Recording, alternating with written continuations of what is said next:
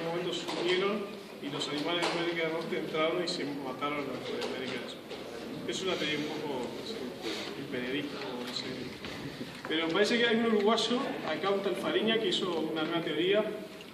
El tipo graficó las extinciones, parece la extinción de estos animales en el mundo, se dio en varias partes del mundo, y coincide la extinción en los diferentes continentes con la llegada del ser humano, porque el ser humano salió de África y se fue expandiendo hacia los otros continentes. Entonces parece que el ser humano llegaba a un otro continente y a los 2000 años desaparecían los monstruos y así hasta América también.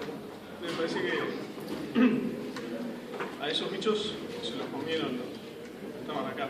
Es interesante porque veo como este está en el medio, ¿no? Es un bicho, hay bichos que se comieron y otros que no, ¿no? Hay bichos que están en la situación intermedia que son como las hormigas o las cucarachas que uno también las quiere matar. Tampoco son como el ornitodonte que uno se los quiere comer, ¿no? Pero este está en una situación ahí que sobrevive. Porque para mí, digamos, el perro, por ejemplo, está como más domesticado. Este bicho es como una mezcla más salvaje, parece, ¿no? El gato, está domesticado, pero no. Es una cosa.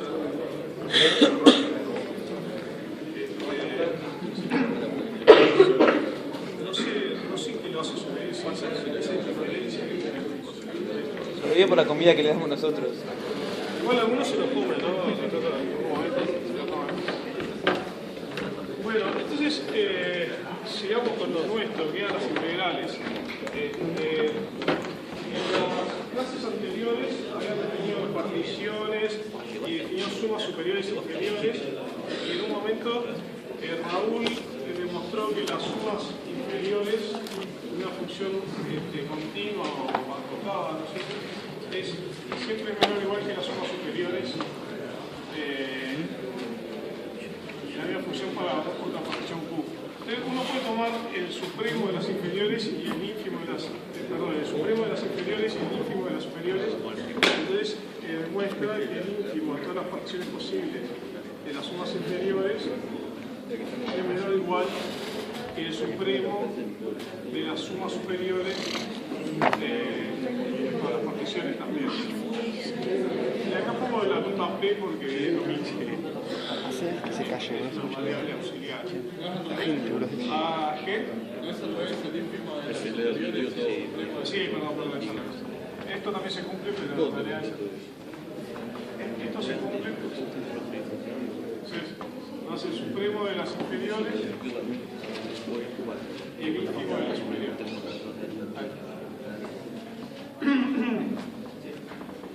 Entonces, el tema es que para algunas funciones esto se cumple la igualdad y para otras funciones no se cumple la igualdad.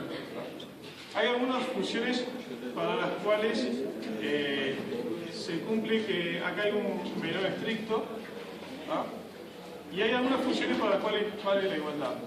Para aquellas funciones para las cuales vale la igualdad se dice que son funciones integrales. Entonces, f es integrable cuando vale esta igualdad. Entonces, f es integrable Riemann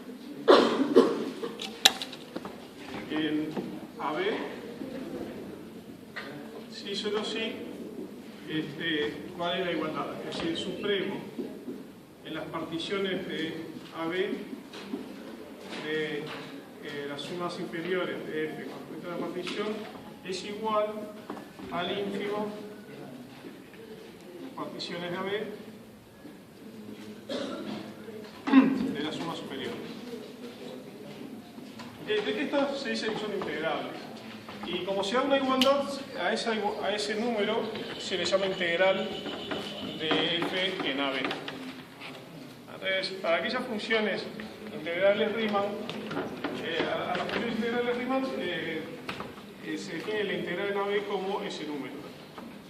A este número se le llama integral entre A y B, integral definida entre A y B. Nosotros lo que hicimos en las clases anteriores fue demostrar que las funciones continuas son integrales Riemann, ¿okay? Pero hay otras funciones que también son integrales Riemann y es lo que pensamos demostrar en esta clase, que son, por ejemplo, las funciones seccionalmente continuas. También son integrales Riemann, así que podemos definir su integral. ¿Okay? Después veremos funciones que no son integrales Riemann. Por ejemplo, una función que no es integrales Riemann. Ahora,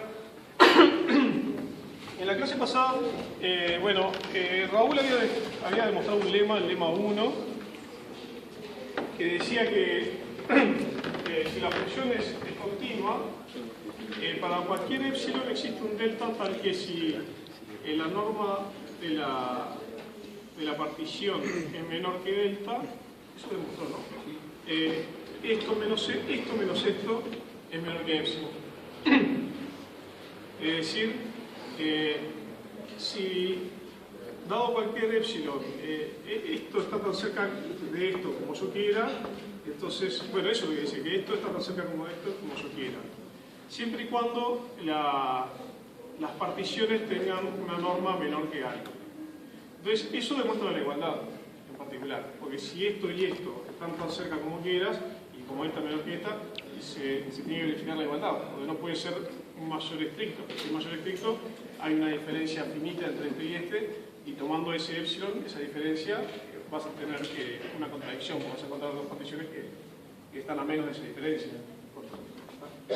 No se puede dar un mayor estricto, un menor estricto, entonces se tiene que dar la igualdad. El lema S demuestra que se da la igualdad, el lema 1 demuestra que se da la igualdad. A partir de ese lema definimos lo que es la suma de Riemann y demostramos que la suma de Riemann en una función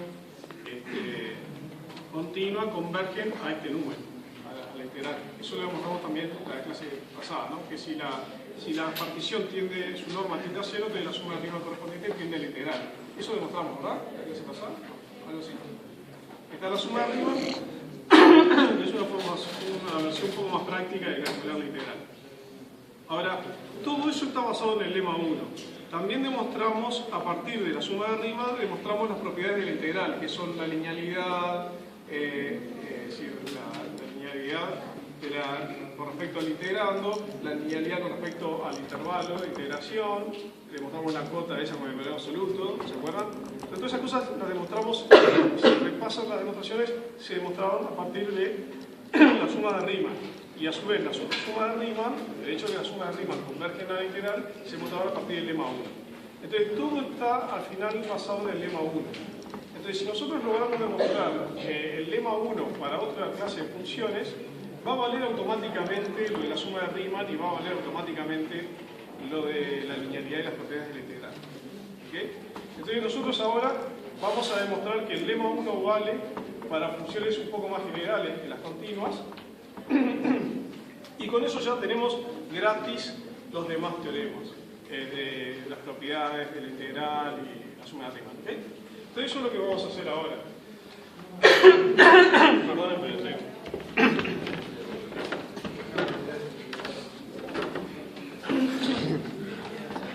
Entonces, ¿qué vamos a...? Entonces, en la clase pasada definimos lo que son las funciones seccionalmente continuas, que son unas funciones que tienen discontinuidades a salto, que son una cantidad finita de discontinuidades, y que cada discontinuidad pega un salto en la función. ¿Qué significa que pega un salto? Significa que la función tiene límite por derecha, el límite por derecha y por izquierda existe, pero son distintos. ¿Tá? Vimos también que había unas funciones raras que los límites no existen, digamos, esas que oscilaban, como si era de 1 sobre x, ¿verdad? Y también hay unas funciones que tienen límite infinito. Bueno, vamos a demostrar que el teorema para funciones seccionalmente continuas, que son las que tienen límites laterales finitos. Entonces, esto es un lema 2, se llama, que es una extensión entonces, del lema 1, y dice lo siguiente, que si f es seccionalmente continua,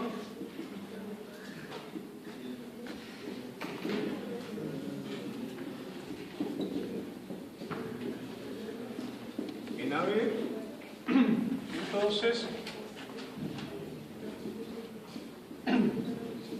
para todo epsilon mayor que 0, existe un delta mayor que 0 tal que la suma superior de fp menos la suma inferior de fp es menor que epsilon para toda p, tal que la norma de p sea menor que delta.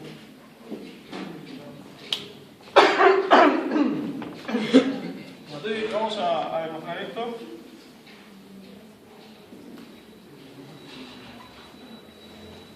Y puedo dar una demostración que es un poco distinta de la que está en el libro. Puedo dar una demostración que vale también para funciones cuyas discontinuidades no sean de saltos, sino que sean discontinuidades de esas raras. ¿Ok? Espero que la demostración no sea muy complicada.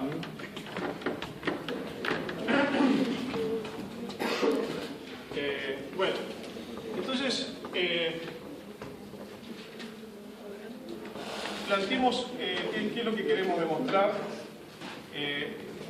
para tener una idea de a dónde vamos. Entonces sea una partición cualquiera B,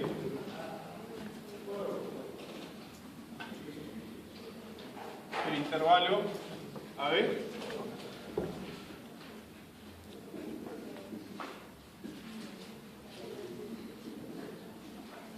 y planteemos estas sumas, la suma superior e inferior, la recta de las sumas,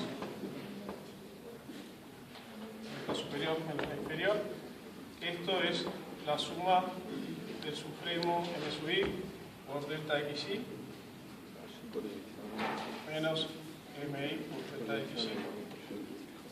Y acá podemos sacar factor común, que podemos juntar las sumas y nos queda en definitiva una suma del supremo m sub i menos el ínfimo m minúscula por delta x sub i. ¿Verdad? Eso es lo que tenemos.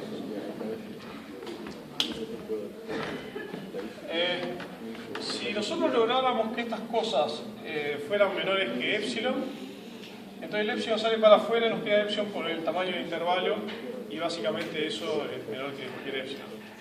Eso es lo que se hace con las funciones continuas. Estas diferencias se acotan. Pero acá la función no es solamente seccionalmente continua. Entonces, supongamos que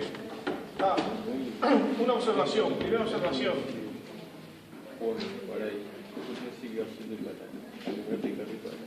Si f es...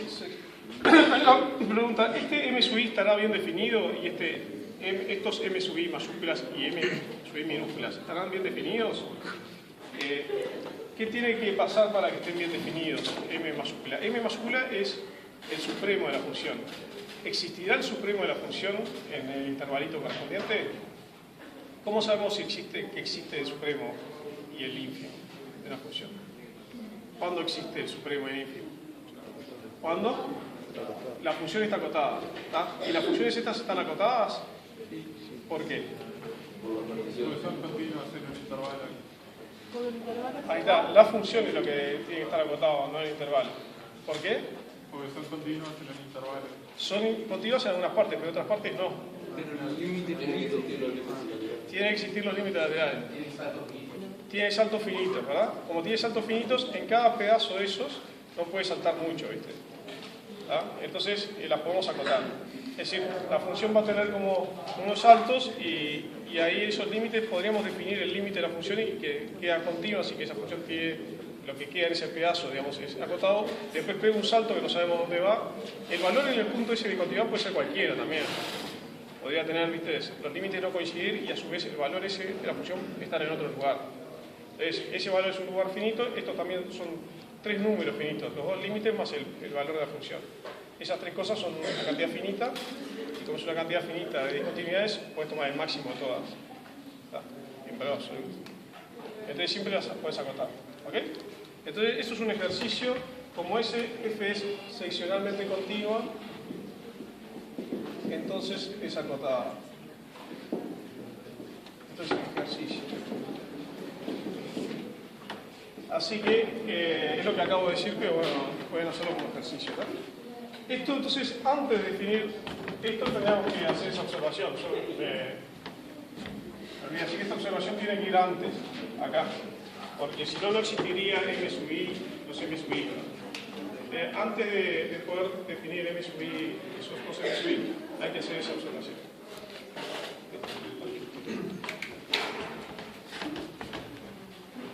Entonces, lo que vamos a hacer para... Bueno, vamos a suponer también... Supongamos...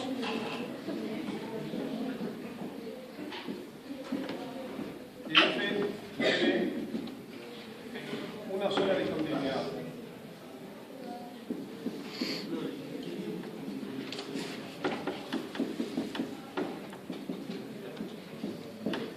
¿Ok?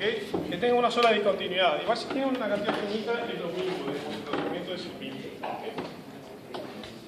Entonces ahora, a partir de ahora, voy a hacer algo distinto de lo que está en el libro. Entonces, supongamos que la discontinuidad sea en x igual c, en el punto C. Entonces, C pertenece a B.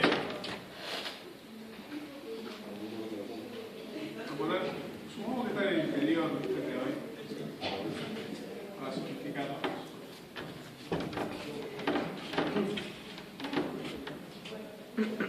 Sí, si está en un borde no tiene sentido, porque si está en un borde no hay discontinuidad. Esa es la predefinición.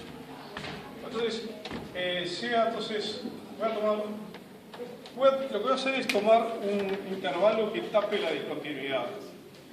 Vamos a tomar un intervalito alrededor de la discontinuidad que la tape.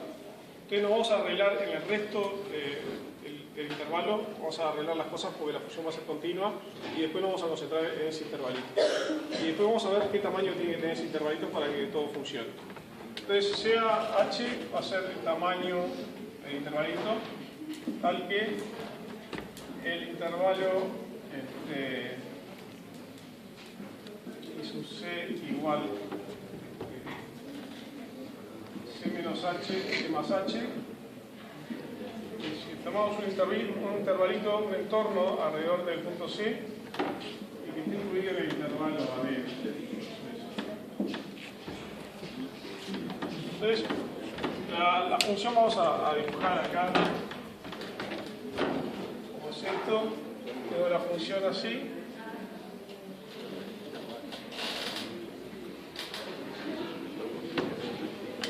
Entonces tengo el intervalo AB. Y voy a tomar un intervalito, este acá C. Voy a tomar C más H y C menos H.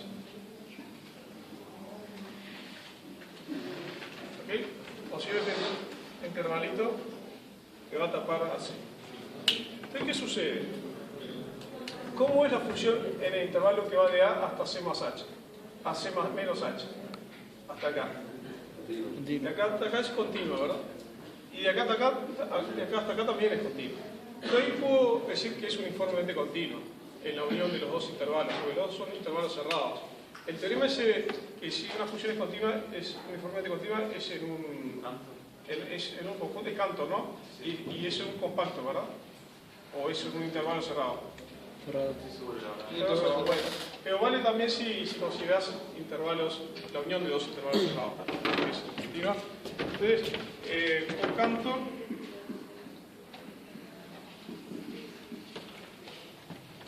existe un delta positivo tal que si x menos x' es menor que delta, entonces Cantor,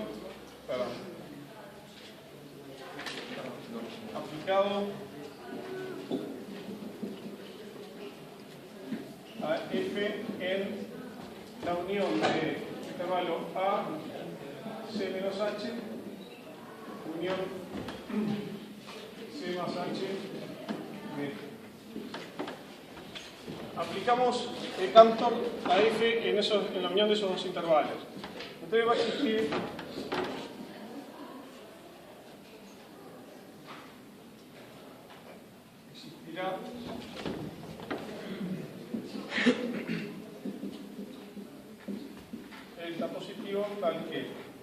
si dos puntos están a menos de delta,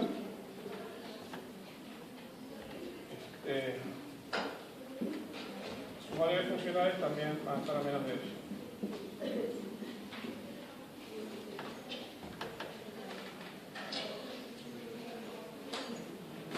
O sea, epsilon sobre 2.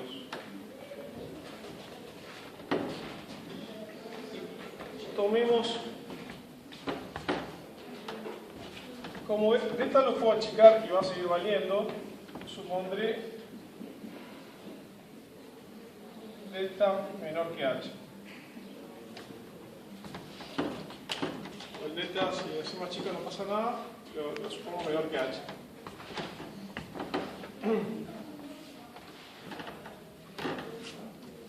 ¿Hasta ahí todo bien? Entonces, ahora vamos a tener una partición P. Supongamos que P tal que la norma de P es menor que delta.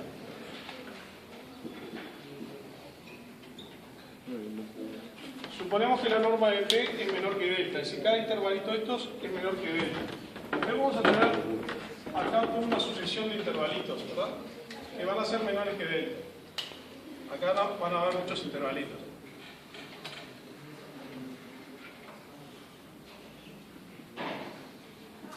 Cada uno menores que delta. En cada uno de estos intervalitos, salvo en estos que están acá, en todos los intervalitos que no tocan al intervalo azul, se verifica esa propiedad. Esta propiedad se verifica en la unión de estos dos intervalos. Es decir, se verifica en este intervalo, unión este intervalo.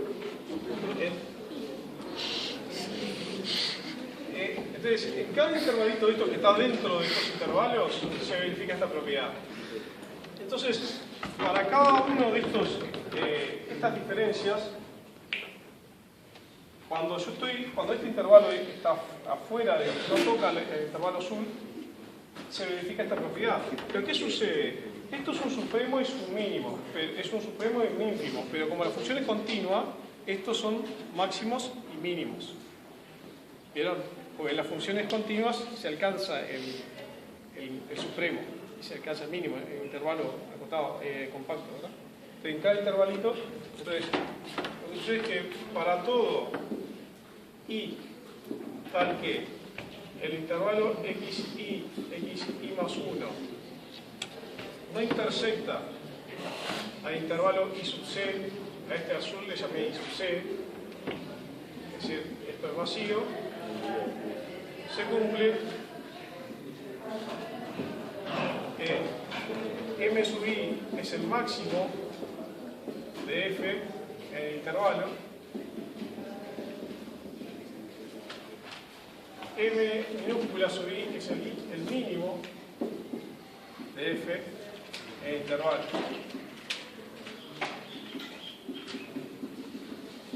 Por lo tanto, ambos van a ser f de alguien que está acá adentro. Este va a ser f de cierto punto x barra con x barra perteneciente al intervalo este. Y lo mismo pasa con el máximo. El máximo va a ser f de alguien. Va a ser f de cierto x, voy a poner así, x sub i con x supremo perteneciente al intervalo. Eso porque son eso. Y además se va a cumplir con esta propiedad que el máximo m mayúscula sub i menos m minúscula sub i, porque esto se cumple para cualquier xi, xx' que esté en este conjunto. Y justamente como estos intervalitos no tocan no intersectan a este intervalo i sub c, acá está i sub c, esto que está acá es i sub c, es un entorno de C, entonces vale esa cota de campo. Muy bien. Con esto ya podemos acotar esta sumatoria. O sea,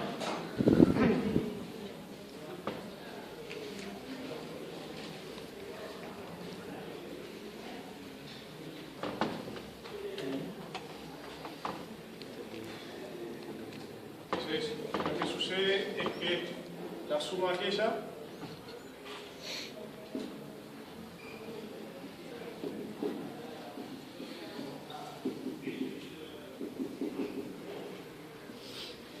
la dividimos en dos partes, los intervalos que no tocan a I sub c y los que tocan a I sub c.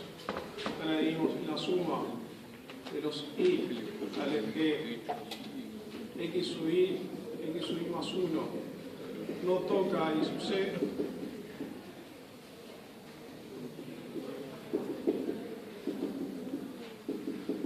más los que tocan a I sub c. Lo mismo. Y acá los I que tocan a I sub c. Lo mismo que de distintos así.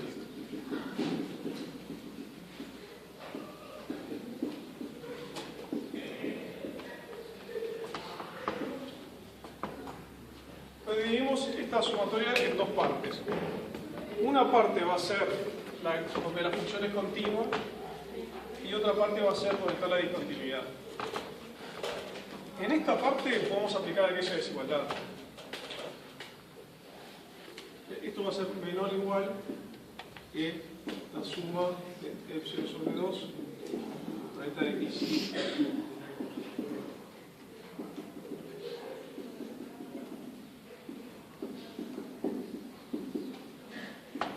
¿Y qué pasa con esto? ¿Cómo podemos acotar esto? Bueno, para acotar esta lo vamos a hacer a lo bestia. Vamos a usar que la función es acotada. Entonces, como sabemos que f es acotada, como f es acotada, sabemos que existe un k al que f en valor absoluto es menor que k. Todos los valores de f son menores que k. Por lo tanto, esta diferencia, en valor absoluto, m sub i, bueno, m sub i menos m sub i es menor o igual que m sub i valor absoluto de esto. Y estos son supremos e ínfimos, ¿verdad? Pero si la función está acotada, estos supremos en valores absolutos van a ser menores o iguales que el k. Porque son supremos e ínfimos, no importa, cuando tomas el supremo, si está acotada la función, el supremo no puede superar a esto. Entonces esto es menor o igual que 2k. La suma de esta es la resta de esta. Esto menos esto siempre es positivo, así que el valor absoluto es igual a sí mismo. Esto si querés lo es así. Acá usé la desigualdad triangular, pero le puse valores absolutos, pero es igual a esto. Esto es menor que 2k. Entonces acá yo puedo sustituir esta cosa por 2k. Esto es menor o igual que la suma con 2k. Y hay que escribir de vuelta de esto.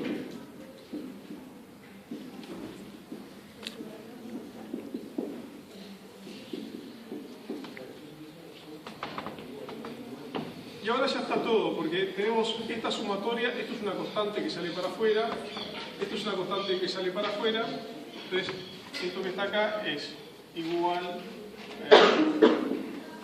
sigo por acá abajo, esto es epsilon sobre 2, y voy a poner, acá sumo todos los intervalitos, ¿verdad? Acá están sumados los intervalitos, salvo aquellos que tocan a C sub I, I sub C, ¿no? Se suman todos menos lo que tocan I sub C. Entonces, voy a acotar y voy a incluir también los que tocan a I sub C, digamos, no me importa. Entonces, acá me voy a olvidar de esto y voy a sumar en todo I, a lo B. Entonces, tengo que poner un menor igual y acá me queda la suma de todos los intervalos. Esta parte no me importa que sobre, digamos, no me importa agregar más cosas. Así que no incluyo esta restricción y pongo todos los i, de igual 1 hasta n. En esta sí, en esta pongo 2k, y acá tomo la suma de las longitudes de los intervalos que tocan al intervalo i sub c. Pero ¿cuánto es la suma de las longitudes que tocan, los intervalos que tocan a i sub c? ¿Cuánto es lo máximo que puede tener estas longitudes? Son la suma de todos estos intervalitos es. Y más el que sale un poco para afuera.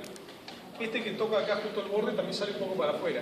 Así que el tamaño de todas estas longitudes es el tamaño de i sub c, que es 2h, más posiblemente un poco más que me voy para la derecha y para la izquierda. Lo máximo que puedo ir es delta y delta, ¿viste? Para la derecha y para la izquierda. Entonces, esto, las longitudes estas, cuando vos las sumás, te quedan, a lo sumo, te quedan 2h más 2t.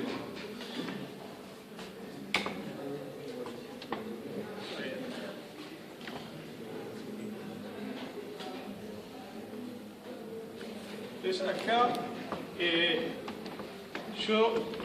con esto ya terminamos, pero hay un detallecito que me gustaría decirle lo siguiente. Acá en la función esta, en vez de considerar dividido 2 solamente, vamos a considerar dividido 2b menos a. Y acá también 2b menos a. Y vamos a poner acá entonces dividido 2b menos a.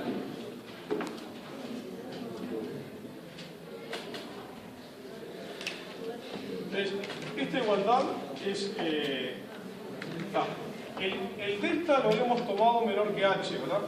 El delta lo habíamos tomado menor que h. Este era menor que h. Fíjense que lo habíamos considerado menor que h. Así que todo esto es menor que 4h. Y esto que está acá no es más que b menos a. La suma de todos los intervalos es b menos a. Así que este b menos a se va con este b menos a. En definitiva me queda lo siguiente. Me queda esto. Esta acá es menor que epsilon sobre 2 más 2k 4h. 4h. Entonces, bueno, 4h.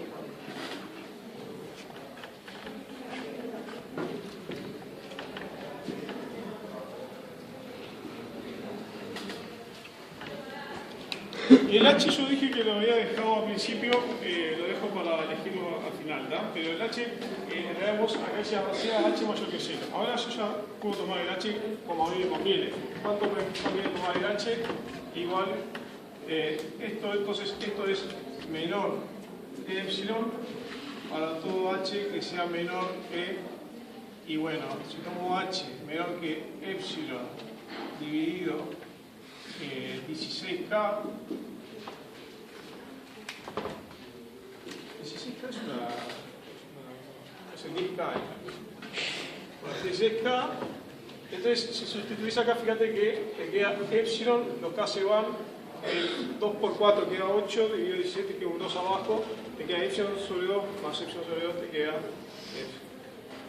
Entonces, inicialmente yo podría haber dicho, dado el epsilon, tomo h menor que epsilon sobre 16k.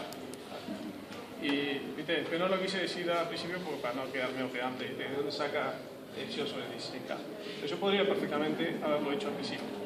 Pero fíjense que esta cuestión solamente depende de k, que es la cota de la función, y de epsilon. Entonces, en definitiva, dado epsilon, yo necesitaba tener que dar un delta, ¿no? Vos me das un epsilon, yo primero considero la constante k de la función, que es una constante, es acotada de la función, después considero h que sea menor que epsilon sobre 16k, cualquier h me sirve, y luego aplico Cantor en este intervalo, en este conjunto.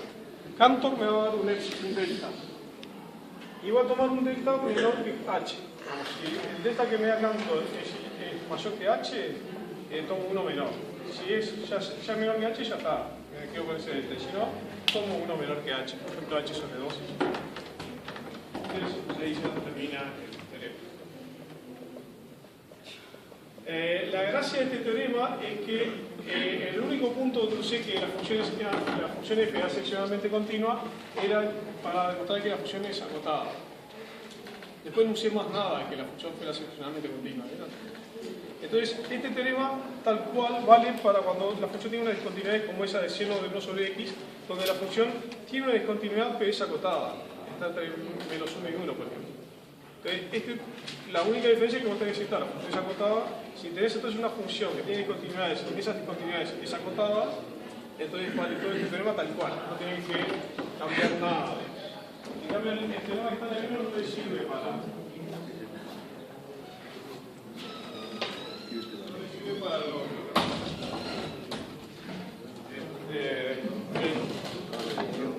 No, creo que no es tan complicado. No es más complicado que el teorema que está en el libro. Es parecido. No me parece que sea complicado. Por eso se lo digo. Si fuera mucho más complicado esto que lo que está en el libro, hubiera estado en el libro. Pero realmente esta demostración no es más complicada.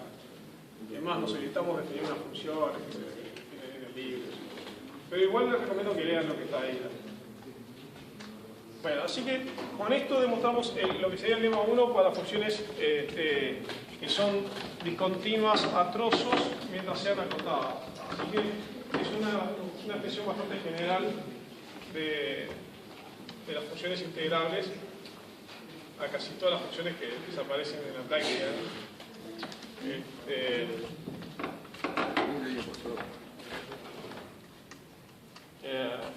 Bueno, ahora les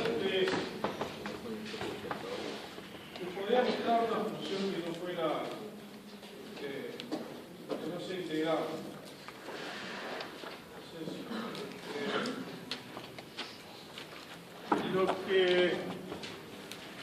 Ahora lo que quiero hacer es lo siguiente. Las funciones, quiero mostrarles una función que no es integrable, para ver que existen cosas que no son integrables, y quiero mostrarles una extensión del concepto de integral definida cuando los extremos no es uno menor que el otro, sino que puede estar al revés, cambiado. En vez de la integral en vez de entre 1 y 3, entre 3 y 1. Entonces, ¿cómo se define eso? Y luego empezaríamos con los teoremas fundamentales. Entonces, ejemplo de función que no es integrable RIMA. Integrable, ¿conocen alguna? Bueno, yo conozco unas cuantas. Ejemplo de funciones no integrables.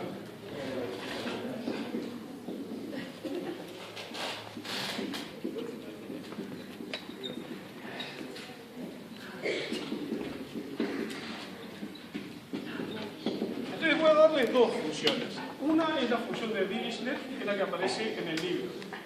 La segunda función que les voy a dar es una de mi autoría, no mentira, es una muy clásica, pero me parece más linda para pensar. Es una función, digamos, que se la recomiendo para que piensen en ella, no sé, cuando están en el ómnibus o en vacaciones así, porque realmente la mente queda una cosa media rara, digamos. No sé, yo todavía no la tengo, ¿viste? Realmente no la tengo. Entonces, ¿cómo es la función de Dirichlet? Ambas funciones están basadas en un principio, en un hecho que es resaltable también, que es que los racionales son numerables. ¿Conocen eso de que los racionales son numerables? ¿Quién conoce eso de que los racionales son numerables? Levante la mano. Muy bien. Más de la mitad lo conoce todo eso. ¿Qué son los racionales? Los números racionales. ¿Se acuerdan qué eran los números racionales? Los que se escriben como función. ¿Qué se escriben?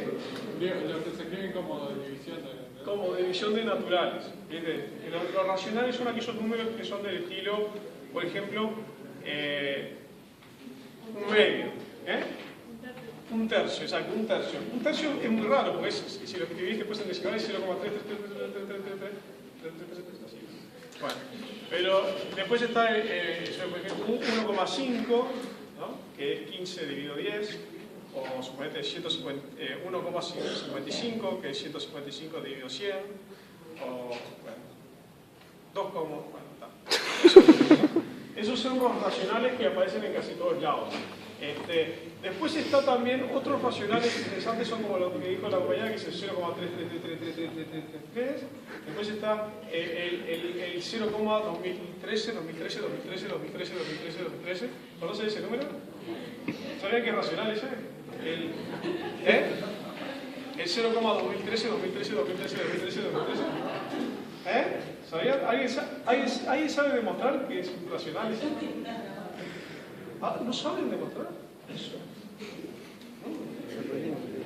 ¿No? ¿Alguien tiene calculadora ahí?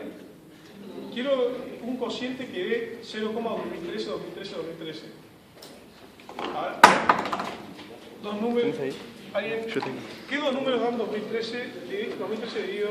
¿Algún número que cociente de natural que dé 0,2013, 2013, 2013, 2013? Bueno, les vuelvo a ver, la calculadora. ¿Tienen calculadora? Sí, ¿cuál? 2013 sobre 9.999. Hagan 2013 dividido en 9.999, van a ver lo que le da. A ver si estoy mintiendo. Sí, 2013 dividido 9.999. ¿Para eso? Bueno, entonces eso se lo dejo como ejercicio. Demuestra, por ejemplo, que 2013 dividido 9.999 da eso. En matemáticas no, o sea, es como que somos los malos que somos el misterio de las cosas. Entonces, demostramos por qué esas cosas misteriosas que aparecen son verdad. Se trata de demostrar eso como ejercicio. Ahora, ¿saben cómo es eso de que los racionales son numerables? ¿Alguien sabe la demostración de eso? ¿De que los racionales son numerables? ¿Qué significa que sean numerables los racionales? ¿Alguien sabe qué significa que un conjunto sea numerable? Esto está relacionado con la teoría de computación. En computación, en la teoría, en computación teórica, se utilizan muchos estos tipos de argumentos. ¿No? Incluso, por ejemplo, hay un argumento muy famoso que es el argumento de la diagonal de Cantor, que se utiliza para demostrar que existen conjuntos que no son numerables. Por ejemplo, el conjunto de los números reales no son numerables. ¿Pero qué es numerable? Bueno, numerable significa que yo puedo dar una lista de los números uno atrás del otro. Es decir, yo puedo decir que tal número, tal otro, y hacer como una lista de los números. O, dicho en términos matemáticos, si existe una función de los naturales al conjunto S. Por ejemplo, los números pares son numerables, porque yo tengo el 2, 4, el 3, el 6, 8, los puedo numerar así, uno atrás del otro. Eso significa que es una función. Perdón. Así, ¿verdad? Los puedo numerar. ¿Qué significa que los puedo numerar? Hay un chiste parecido. Entonces, bueno. Yo tengo los naturales y tengo una correspondencia. A cada natural le asigno un par. Por ejemplo, los números enteros, que son los naturales con signo negativo, son numerables. Pues yo puedo enumerar uno atrás del otro los enteros. Si no respeto el orden, me puedo numerarlos. Por ejemplo, pongo el 0, el 1, el menos 1, el 2, el menos 2, el 3, el menos 3, así. Entonces yo lo que numerar significa que hago una lista con todos los enteros. Acá aparecen los enteros y aparecen una sola vez, ¿verdad? Y aparecen todos los enteros. Y es una lista. Es una correspondencia biunívoca entre los naturales y los enteros. A pesar de que los enteros parecen ser mucho más que los naturales, existe una correspondencia biunívoca entre los naturales y los enteros. Al 1 le corresponde el 0, por ejemplo, al 2 el 1, el 3 el menos 1, el 4 el 2, así. De ahí establecí una correspondencia. Entonces, los enteros son numerables. Lo más raro es que los racionales también son numerables. Eso es una cosa rara. Porque realmente, ¿qué es lo raro? Los racionales son como densos en la recta real, están por todos lados, hay racionales por todos lados. Entonces, ¿cómo hacer para numerar esos los racionales? ¿Ah? Entonces, les voy a dar una numeración a ver si se me ocurre, pero complicado. Voy a dar la de los positivos, los racionales positivos que llenan toda la recta positivo, ¿verdad? Es decir, del 0 en adelante. Igual los otros es parecido. No, es los racionales puede empezar, por ejemplo, el 1, después pongo un medio. Después pongo el 2.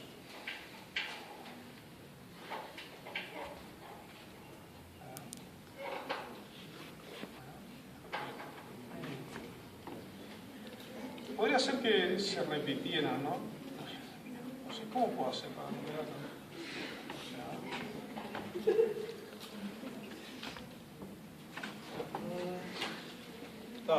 Puedo hacer así: 1, un medio, 2 medios, 1 tercio, 2 tercios, 3 tercios. Exacto, estoy repitiendo algunos.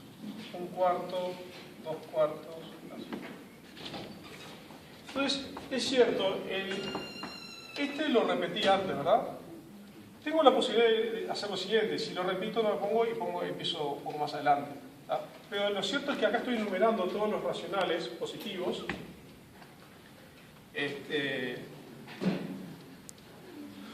No son todos los racionales positivos, pero son todos los que están entre 0 y 1, que de hecho son los que me interesan.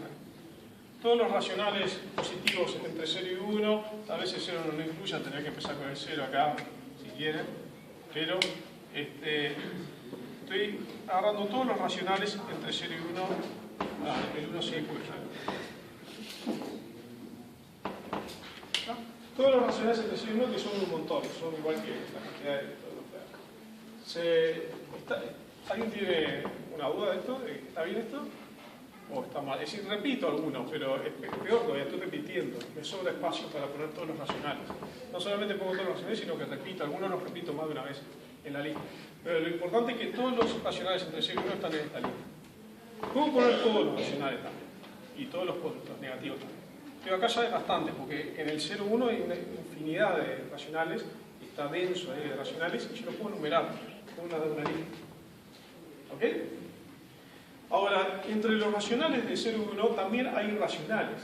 Está lleno también de irracionales que no están ahí. De hecho, hay muchos más irracionales que racionales. Eso se demuestra que los irracionales no son numerables, no se puede poner en una lista, y eso es un argumento que van a usar los que hagan computación teórica. Los que hagan computación van a tener una materia que se llama teoría 1 o teoría 2, donde van a usar un argumento que se llama justamente argumento de Cantor, donde enumeran, un argumento que se llama diagonal de Cantor, que es el mismo para demostrar que los irracionales no son numerables. No lo voy a usar ahora, o sea, tal vez un día. Pero entonces, esto es lo que quería solamente mostrarles, que los racionales son numerables entre 0 y 1. Hay una lista de los que... Con esta lista podemos construir la siguiente función. La función de Dirichlet. Es una función que va de 0 a 1, de 0 a 1 a 0 a... en realidad va al 0, 1. Y va lo siguiente: f de x es igual a 1 si x es racional y 0 si no. Es una función. ¿Qué pasa con esta función? Esta función, el gráfico de esta función es muy raro, porque en 0 vale 1, en 1 vale 1, en un medio, que es racional, vale 1, en un cuarto vale 1, en 3 cuartos vale 1, ¿tá? Y así sucesivamente, está lleno, vale 1 en muchos lugares. Pero si yo agarro 1 sobre raíz de 2, que no sé bien dónde anda, pero es 1,4, en acá solamente 1 sobre raíz de 2 es un irracional, ahí va a valer 0. Y si hago la mitad de esto, 1 sobre 2 raíz de 2, también es un irracional, va a valer 0. Y si hago la mitad de este, también va a valer 0. Y si hago la mitad de este, también va a valer 0. Y si hago 3 veces este, va a valer 0. 4 veces este también. Y así sucesivamente. Y va a dar 0 en la mitad de este también. Y en todos. Si sumo, va a dar 0 en todos los lugares. Es una función medio complicada de graficar, en realidad no se puede graficar. Una computadora en este mundo puede y podrá graficar esta función, porque en realidad tiene infinitos puntos acá y infinitos puntos acá. Ahora, ¿qué pasa con las sumas inferiores y superiores de esta función? Si yo hago las sumas inferiores, y no importa cuál sea la partición que tome, cualquier partición que yo tome, esto va a ser la suma de los ínfimos por delta x. Pero ¿cuál es el ínfimo de la función en un intervalo? Si yo hago una partición acá en el intervalo, no me importa cuál sea la partición. ¿Cuál es el ínfimo en un intervalo de estos? 0. Entonces, esto siempre es 0, de la suma del 0. De 0 por delta x, que es 0. No importa cuál sea la partición, siempre da 0. ¿Y cuál es la suma superior? Yo hago la suma de los supremos. ¿Y cuál es el supremo en este intervalo? Es 1. No importa cuál sea el intervalo, siempre va a ser 1, porque cualquier intervalo contiene un racional ahí adentro de ese intervalo. Así que ahí va a haber 1. Así que esto es una suma de 1. Y la suma de los delta xy es la suma de todos estos intervalos que termina sumando 1. Porque la longitud de este intervalo es 1. Así que siempre, para cualquier partición, la suma superior vale 1 y la inferior vale 0 y nunca se acerca. Siempre está en la distancia 1. Así que esta función no es integrada. ¿Okay? Esta función está no es muy extraña. Ahora les voy a mostrar una que realmente es extraña. Así es. Esta es la que... Ahora les voy a mostrar la que no me deja dormir nunca. Siempre que pienso en ella, se burla de mí y todo. No sé qué le pasa. Algún día, tal vez, cuando me muera y después de morirme y pasar por varios lugares, me la encuentre y le comprendo. Hola, caga de trompa. Vivo no creo. Entonces, vamos a hacer, es así, en realidad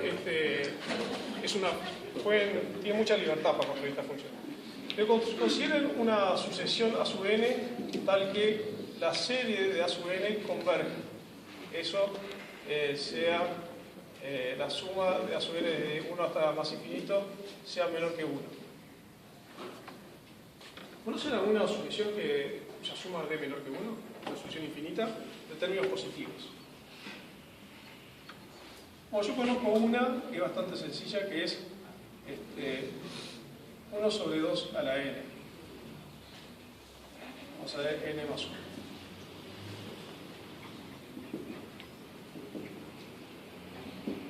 ¿A cuánto converge esta? ¿A cuánto converge? ¿Seguro? Esto es, cuando pones n igual a 1 te queda un cuarto, pues 2 a la 1 más 1 queda un cuarto. Es un octavo, un 16avo, así, ¿no? ¿A qué converge? A un medio. ¿Qué converge a un medio que es menor que 1? ¿Ok? Va. Entonces ahora lo que voy a hacer es lo siguiente. Voy a considerar intervalos, voy a considerar los racionales en 0, 1. Sea U1, U2, U3, ¿sí? Los racionales en 0, 1. Ya vimos que lo podíamos numerar, bueno, puede ser esa sumisión, ¿verdad? Ahora considero los intervalos I sub 1 que sea un intervalo centrado en este racional con radio A sub n. Es decir, A sub 1 va a ser U sub 1 menos A sub 1, U sub 1 más A sub 1. ¿Hay alguna forma de nombrar esto, el intervalo centrado en esto y radio A sub 1 o no? I sub 2 va a ser el intervalo que está centrado en U sub 2 y está más o menos, bueno, voy a ponerle la mitad acá, porque si no el tamaño va a ser demasiado grande. A sub 2 dividido 2, U sub 2 más A sub 2 dividido 2. Y así sucesivamente. Entonces la función que voy a definir es la siguiente: f de x es igual a 1 si x pertenece a I sub n para o si querés, pertenece a la unión de los I sub n. Pertenece a la unión de los I sub n, y por las dudas lo voy a intersectar con 0, 1. Y 0 si no. ¿Cómo es la función esta? Yo agarro el 0, 1 y agarro los racionales acá. Y en cada racional de estos agarro el intervalito, está un intervalito centrado en él. Entonces la función en ese intervalito vale 1. Es continua, es constante igual a 1. En este intervalito vale 1, este intervalito vale 1, este intervalito vale 1, este intervalito vale 1, así, ¿verdad? Y parece bastante graficable. Ahora, esa función está todos los intervalitos tiene. Todo vale, todo lleno así, intervalitos. Y le faltan cosas afuera, ¿no? Hay cosas que no tocan. O hay cosas que tocan. ¿Tocará todo o no tocará? ¿Llenará todo el intervalo o no llenará todo el intervalo? Los racionales está lleno de racionales por acá, ¿verdad? Está lleno, está denso. Y eso yo le estoy a cada racional le estoy poniendo un intervalo encima. Si yo, por ejemplo, acá hay un racional acá adentro, y acá adentro le estoy poniendo un intervalito, que puede pasar un poco más fuera o no. Este intervalito no afecta para nada a la función, porque va a estar adentro de este intervalo. Pero así lleno todo el intervalo. Pues yo lo que digo es que quedan cosas afuera, y la cantidad de cosas que quedan afuera es bastante grande. Porque, ¿qué pasa? Si yo sumo todas las longitudes de estos intervalitos, a lo sumo me da un medio. Porque la suma de todas las longitudes es un medio. Y este intervalo vale... Perdón. Este intervalo vale 1. Un medio es menor que 1. Así que afuera de estas cosas existe una cantidad tan grande de números que es que su área, digamos, es mayor que un medio. O es un medio, o mayor que un medio, porque hay uno de estos intervalos que se solapa, entonces el área ahí ya pierde área. Entonces, las cosas que quedan acá afuera, de esos tiene un área que es mayor que un medio. ¿Pero qué cosas están ahí afuera? Fíjense, los racionales están llenos. Ustedes agarran una cosa que está densa, en cada racional le ponen una tapita en cada racional. Parece que cubriera todo, ¿no? Y la tapita está cubriendo todo. Si no, no cubre todo. No solamente no cubre todo, sino las cosas que quedan afuera es más grande que lo que cubrieron. Es decir, acá en la función hay ceros acá, y la cantidad de ceros que hay acá es mayor. Bueno, dos o tres observaciones. Primero, esta función cumple las mismas propiedades que aquella, es decir, no es medible rima, no es integrable rima. Complicado demostrarlo, pero no es integrable rima. Segundo, no tengo la más pálida idea de cuánto vale la integral. La integral es integrable Lebesgue. Hay una teoría de integración que se llama Lebesgue, en la cual esta función sí es integrable. Y tercero, no sé cuánto vale la integral. Nadie creo que sepa cuánto vale la integral, ni siquiera en la Lebesgue. Bueno, y lo que a mí me mata es imaginarme ese conjunto, digamos. Eso no sé, es algo tan extraño. Se lo dejo. Entonces, por ahí. Y ahora entonces quiero definir un detallecito que me olvidé en la clase pasada. Lo tenía que haber definido en la clase pasada y me olvidé. Pero no importa, igual es tan grande. Y empezamos con el tema fundamental.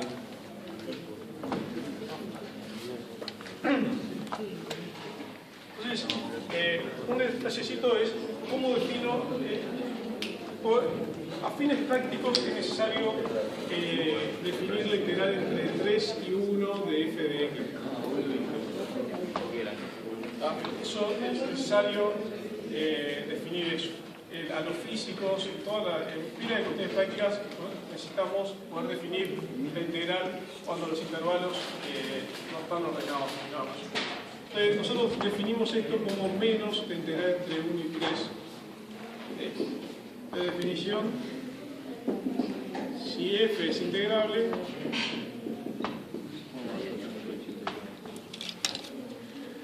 en AB, entonces definimos la integral entre b y a de f como menos de integral entre a y b. Es una definición. Entonces, observaciones.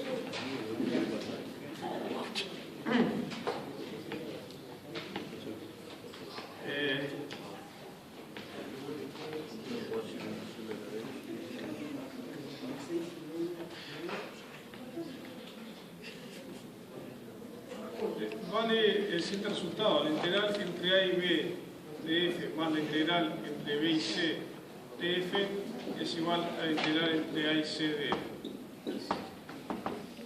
Esto no importa para cualquiera sean A, B y C.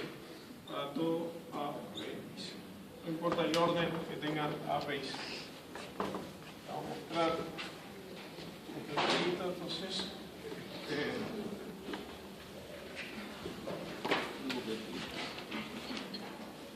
Supongamos esta demostración, hay que ver, A, B y C son 3 números y hay 6 permutaciones posibles de A, B y C. Entonces para cada permutación hay que ver, demostrar eso. Nosotros demostramos el resultado cuando A, B y C están de esta forma, ¿verdad? Cuando A, B y C están de esta forma, demostramos que la integral entre A y B más la integral entre B y C es la integral entre A y C. Siempre y cuando valga el lema, ¿no? Lo demostramos para funciones continuas. ¿Qué pasa cuando tengo C y B están al revés? ¿Qué pasa si yo tengo esta permutación, A, C, B? Entonces, la integral entre A y B es esta que va entre A y B, es esta. Cuando yo sumo la integral entre B y C, lo que pasa es que queda negativa. Cuando hago entre B y C, es esta, pero queda con signo negativo. Esta queda negativa y la otra es positiva. Entonces yo hago más y acá resto esto. Después me queda esta, es la integral entre A y C. Pues la integral entre B y C, es decir, la integral entre A y B, f más la integral entre B y C de f es la integral entre A y B de f menos la integral entre C Y B. y B. Porque la definición es que esta es la negativa. Pero cuando vos restás a esta integral, le restás esta, esto efectivamente te queda la integral De AC. entre A y C. Y eso, acá sí pasás esto para el otro lado y te queda el teorema, digamos. ¿Por qué vale esta igualdad? Porque si vos pasás esto sumando, te queda la integral entre A y C más la integral entre C y B, que sabemos que es la integral entre A y B. Digo, ¿por qué vale esta igualdad última? Bueno, intuitivamente vale porque a esto le está restando esto, y si no tenés la intuición, esto es por el teorema que mostramos. Si vos pasás allá, esto vale sí, solo sí, la integral entre A y B es igual a la integral entre A y C de f más esto, la integral entre C y B de f. Y esta, que es la integral entre A y C más la integral entre C y B, en este caso A es menor que C y C es menor que B, vale el teorema, entonces la integral entre A y B. Entonces esta igualdad se cumple porque lo habíamos demostrado. Pasando por la recta se cumple. Entonces, es un detalle, pero el tema de esto viene a veces de lo físico, porque a veces la integral esta, la variable es el tiempo, y a veces acá ustedes tienen el límite de integración es un móvil, algo que se mueve y puede ir para atrás y para adelante. Pero cuando va para atrás, a veces se va por debajo de esto. Pero vos estás a veces integrando cosas que van para atrás, desde el origen. Entonces, por eso que tenés que definir esto, y cuando vos definís de esta forma, las cosas funcionan bien. ¿Qué significa que funcione bien? Que vale interés. Es un bastante bien. Entonces, ahora vamos a los teoremas fundamentales de la integración. El teorema fundamental del cálculo integral.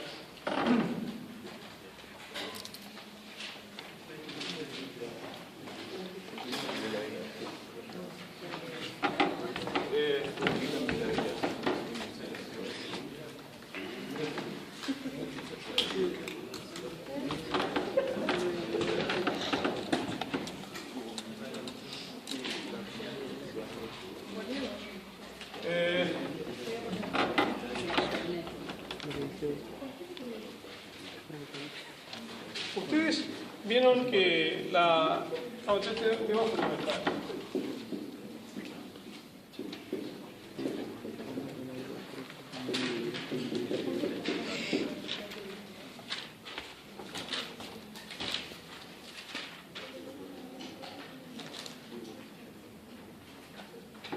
Bueno, entonces vamos a empezar por el tema del valor medio.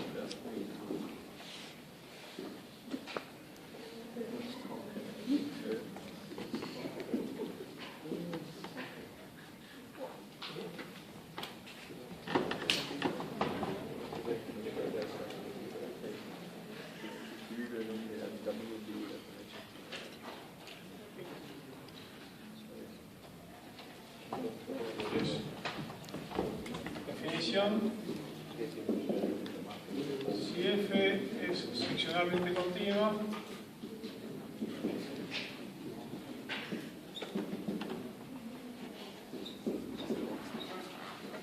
en AB, definimos su valor medio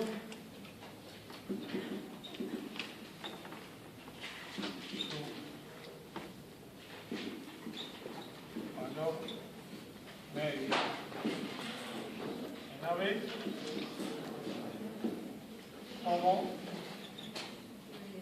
el número mu igual 1 sobre b menos a integral entre a y b de f.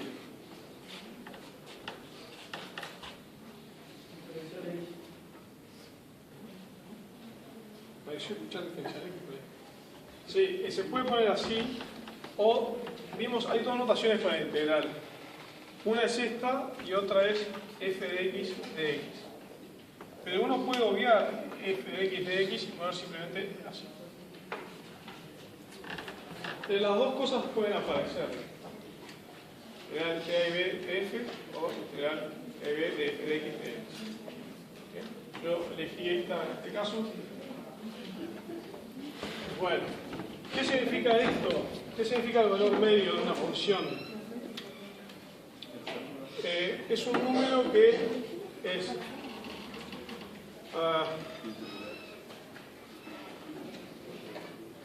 el área dividido b menos a. Entonces, ¿qué significa eso? Si ustedes tienen una función entre a y b,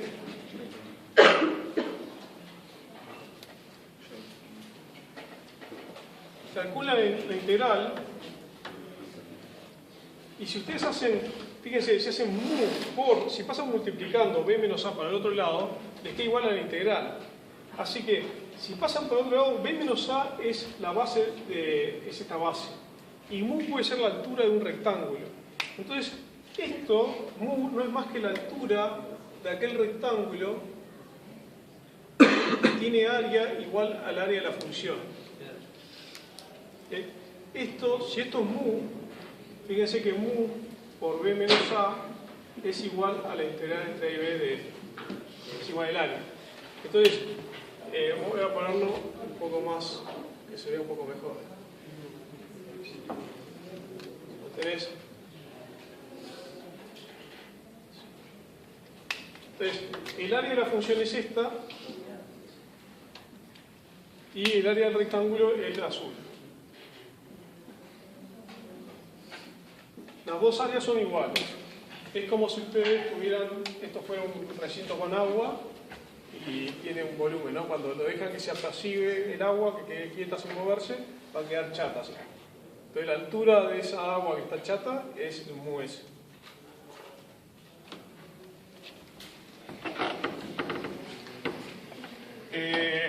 También se puede ver como una media aritmética, porque la suma, la integral es como una suma dividido en intervalos como la cantidad de términos. Es como dividir y después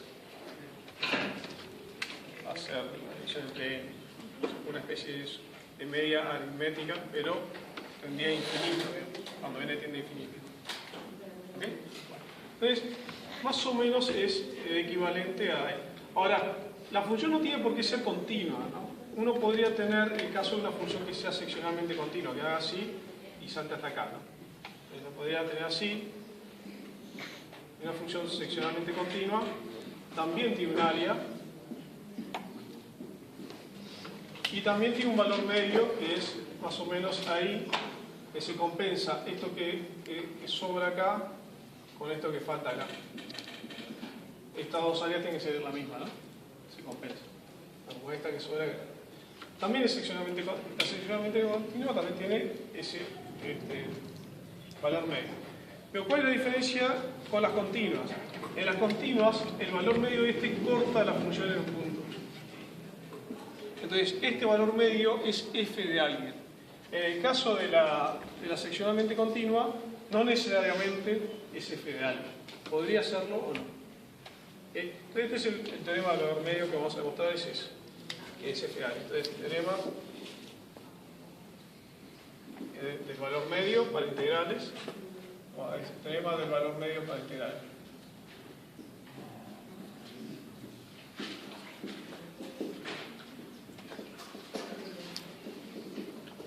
Después está el teorema de valor medio para derivadas, que es el de Lagrange también, que a veces se llama teorema de valor medio.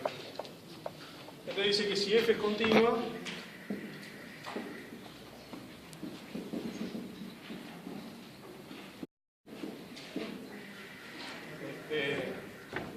entonces existe un C perteneciente a B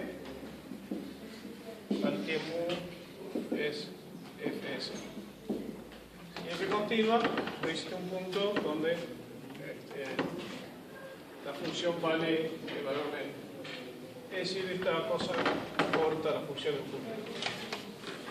Lo único que necesitamos, ¿qué necesitamos para demostrar esto? Para demostrar esto, ¿qué necesitaríamos? Demostrar que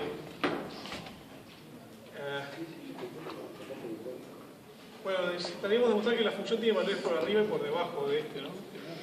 Entonces, al ser continua tiene que tener un punto donde alcanza.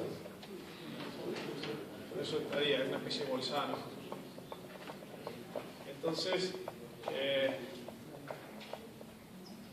¿cómo mostramos eso?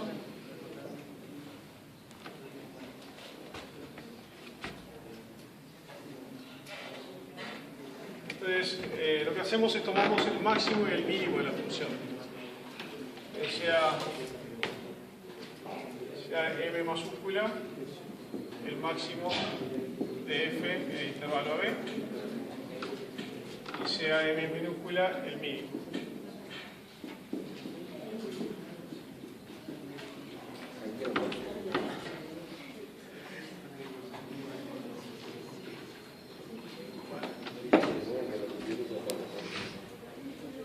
Acá voy a suponer que A es menor que B.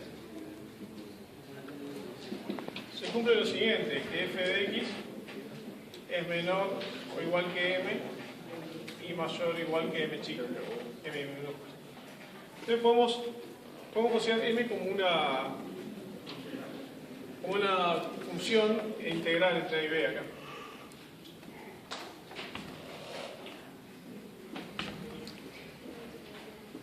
Y acá sí voy a poner de x. Voy a poner de x. Voy a poner de x. El integral de una constante es b menos a por la constante. Acá también. Esta acá es m por b menos a. Y acá está la función, ¿verdad?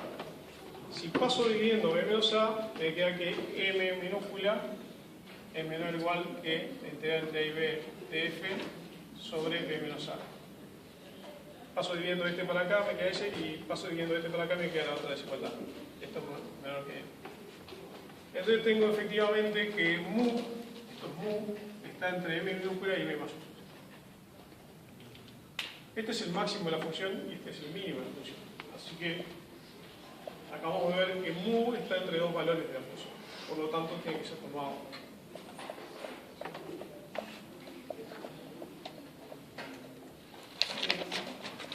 Por lo tanto, mu pertenece al intervalo m y m son valores de f. Porque el máximo es tomado, porque f es continuo, entonces se alcanza su máximo. Es su supremo. Entonces, son valores de f. Es decir, m es f de alguien y m mayúscula también es f de otro alguien. Estos C1 y C2 pertenecen al intervalo AB. Por lo tanto,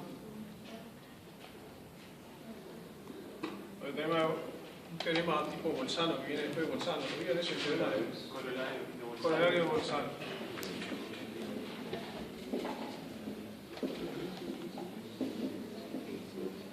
Existe un C perteneciente a B. En realidad no está entre A y B, sino entre C1 y C2. Existe un C perteneciente a C1, C2, tal que Fs es igual a 1. El C1, C2 está acá adentro. Entonces, ahora tenemos.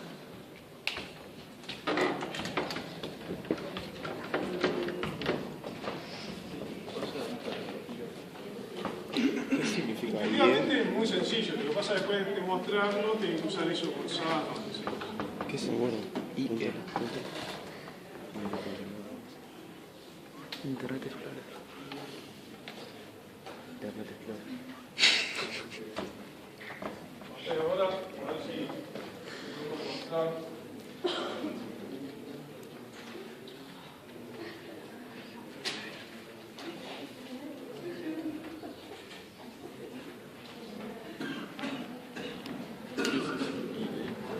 O sea, el teorema fundamental del cálculo integral.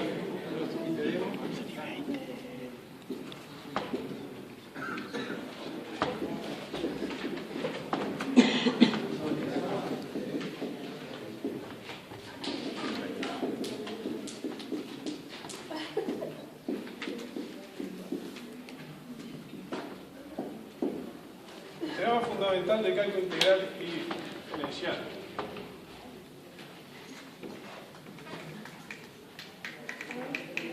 Bueno,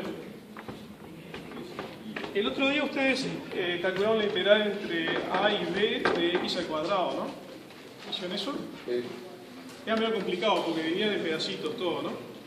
Bueno, entonces, este teorema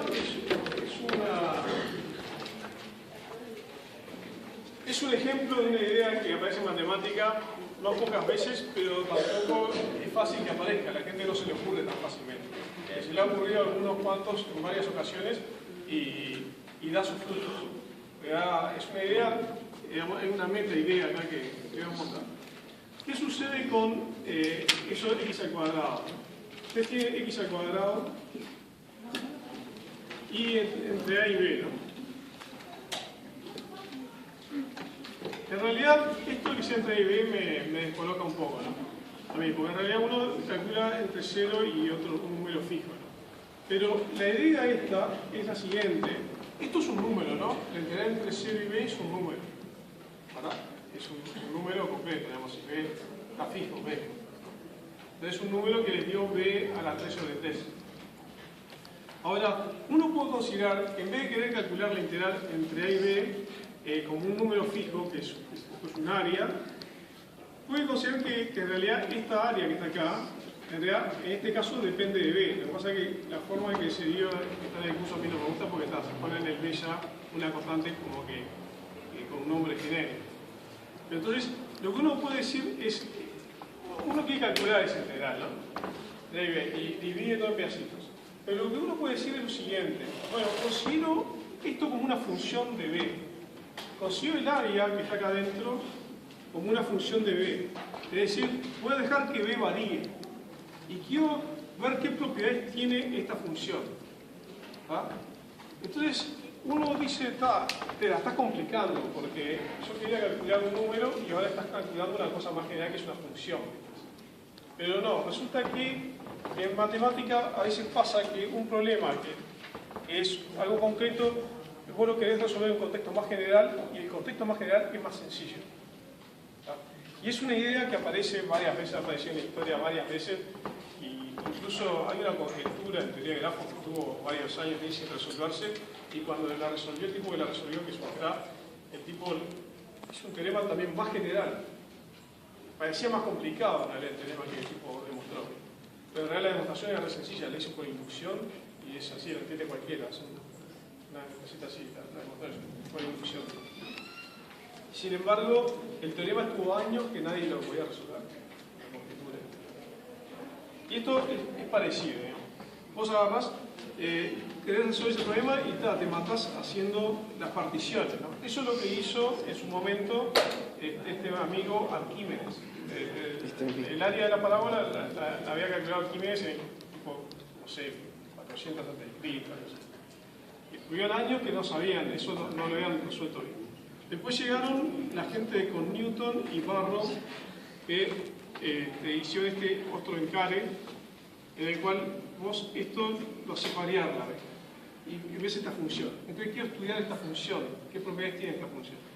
Esta función tiene una propiedad muy sencilla, que es su derivada. Yo no la calculo esta función, no voy a calcularla. No voy a dar una expresión explícita de la función. Después sí la vemos. Pero antes de ver la expresión explícita, voy a ver una propiedad de la función, que es su derivada. Entonces yo puedo calcular la derivada de esta función sin calcular una expresión para ella. Y es muy fácil, porque fíjense, si yo hago la derivada, yo tengo que hacer a de b más h menos a de b sobre h, ¿no? Cuando h tiende a 0. Eso es lo que quiero hacer, ¿no? Más o menos, esa es el cociente incremental, puede ser. Sí. Bueno, entonces, ¿qué pasa? Cuando vos tenés b y tenés b más h, la función esta es así, ¿no? El área entre hasta b más h es la que hay hasta acá, ¿no? Si yo le resto esta, le estoy restando esta parte y me quedo con esta que está acá. La resta de estas dos áreas es este pedacito nomás, ¿no? Ahora, este pedacito, por el teorema del valor medio que acabamos de demostrar, va a ser igual a la función evaluada en un punto intermedio acá. Si yo va a ser un punto C acá que está entre B y B más H y F de C. Es decir, va a ser la base, es decir, el área esta va a ser H, y la base es H, esto mide H, por altura. Y la altura, yo voy a hacer un punto intermedio, ¿no? Que va a ser F de C, ¿no? F de C. Por lo tanto, cuando yo divido entre H, esto va a ser simplemente F de C. Pero cuando H tiende a 0, ¿a dónde tiende C? A B, ¿no? Porque cuando H tiende a 0, esto se va achatando y C está acá adentro y tiende a B. Así que en el límite, cuando esto H tiende a 0, esto tiende a F de B. Cuando H tiende a 0. Fíjense que no usé nada, lo único que usé que la función, no usé que era x al cuadrado, usé que era continua, ¿no?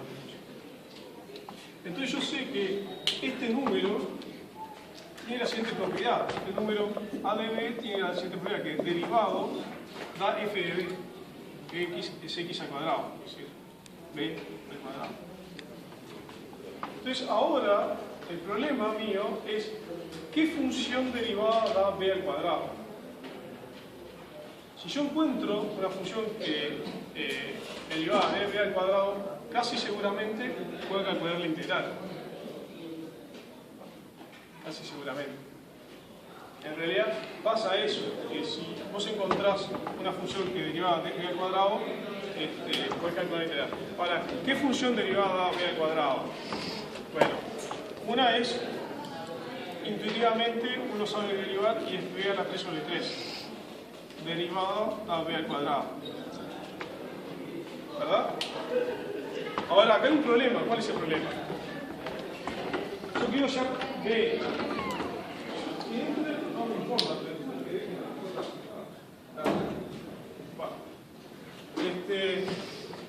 Yo quiero hallar b, a de b. Y tengo esta propiedad, que a de b derivado da b al cuadrado. Ahora, yo conozco una, que es b a la 3 sobre 3, pero ¿no habrá otras? Hay, ¿no? ¿Cuáles son? Ahí está, si vos le sumás una constante, también pasa eso. Ahora, la gracia de todo este asunto es que solamente esas pasa eso. Solamente son todas. Es decir, la pregunta, yo si sumo una constante acá, el derivado va a dar esto. Ahora la pregunta es, ¿no habrá otra función media rara por ahí que también dé esto derivado? Bueno, la respuesta es que no. Que las únicas son esta función más una constante. ¿Ok? Eso es una cosa que vamos a ver ahora, de que son las únicas. ¿Ok? Entonces, Entonces vamos a ver, en la clase que viene vamos a ver eso. Que si una función derivada de esto, las únicas que le pasa eso son ella y más una constante. Eso es mañana, ¿no? Jueves. Sí. Entonces mañana jueves nos vemos. A ver.